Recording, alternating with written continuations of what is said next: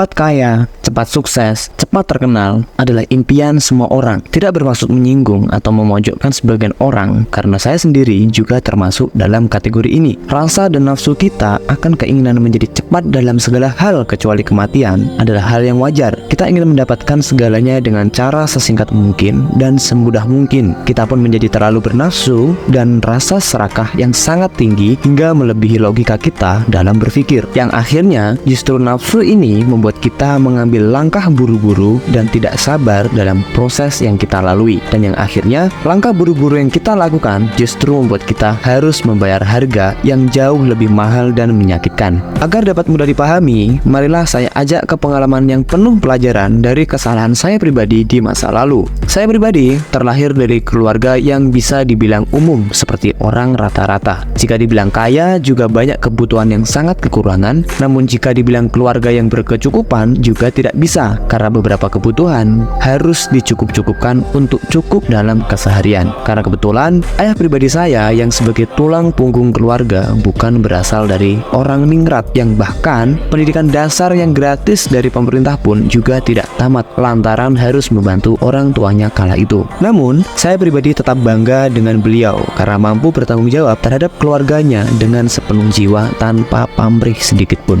Setelah lulus dari jenjang sekolah SMA yang tentunya sekolah gratis yang non-SPP dari pemerintah, saya pribadi langsung bekerja yang gajinya juga normal UMR pada umumnya. Besarnya harapan dari orang tua dan nafsu yang ingin cepat kaya membuat saya semangat dan ambisi untuk bekerja keras dan mempelajari segala hal yang dapat membuat saya kaya. Tanpa pandang pesimis, modal nekat, dan optimis, berbagai seminar saya libas dan berbagai buku saya baca. Hingga suatu ketika, masuklah sebuah tren yang mengajak kita untuk gerak secepat mungkin menjadi kaya dengan menjadi seorang pengusaha. Karena dari awal yang sudah sangat ambisi dan nafsu yang tidak sabar, akhirnya saya ikut program tersebut, membeli bukunya, mengikuti seminarnya, dan langsung tancap gas menjadi seorang pengusaha yang saya kerjakan setelah saya sepulang kerja. Kata-kata tidak ada kata esok dan harus hari ini seakan racun yang membuat saya terpacu untuk segera praktek. Karena dalam usaha, sedikit maupun banyak, pasti butuh yang namanya permodalan. Saat itu, cara yang dianjurkan adalah dengan hutang yang dibumbui kata-kata bahwa hutang itu ada dua jenis, yaitu hutang yang baik dan hutang yang buruk. Namun bagi saya setelah kejadian itu memutuskan bahwa hutang tetaplah saja hutang, karena dipakai bisnis pun jika gagal beroperasi maka akan tetap menjadi hutang yang jelek. Setelah ambil hutang dengan tempo beberapa tahun, saya nekat jadi seorang pengusaha dan mulai berdagang. Segala alat, bahan, hingga karyawan saya siapkan dan kerja 18 jam sehari. Karena ingin cepat kaya, tetap saya lakukan demi segera mencapainya.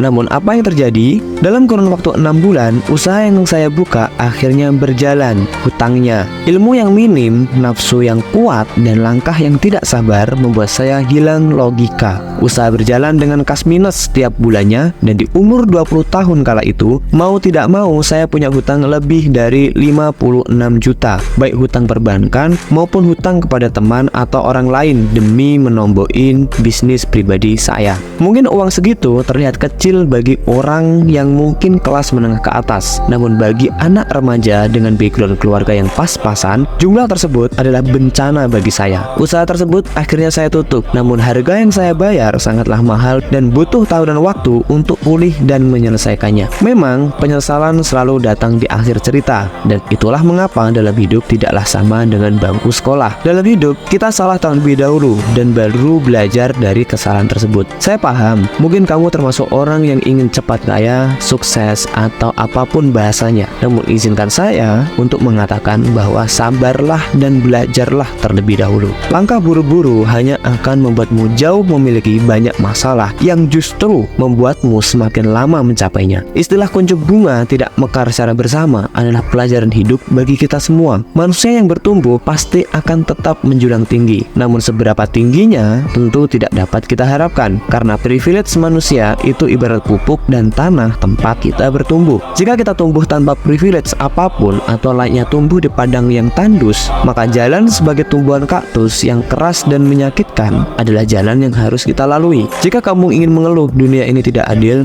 sebetulnya kamu sudah terlambat, karena kamu sendiri sudah terlanjur lahir di dunia ini. Pahamilah bahwa nafsu dan keinginan yang yang tak terkendali hanya akan merugikanmu, karena hal itu akan membuat kita menjadi buta logika dan terburu-buru dalam melangkah, seperti ingin cepat-cepat membuka bisnis, gabung komunitas investasi yang bahkan kamu sendiri tidak paham sistemnya, atau terjebak judi online dan apapun jenis lainnya akan kamu alami. Ingatlah bahwa hal itu akan sangat mahal harganya dibandingkan jika kamu bersabar dan belajar sambil bertumbuh. Semakin rendah hati dirimu, maka nafsu dan logikamu akan terkendali. Hal ini akan membuatmu terhindar dari langkah-langkah sembrono hingga berbagai macam penipuan. Ingatlah akan pelajaran hal ini agar lebih bijaksana kehidupan yang kamu jalani. Terima kasih sudah menonton dan sampai jumpa di video selanjutnya.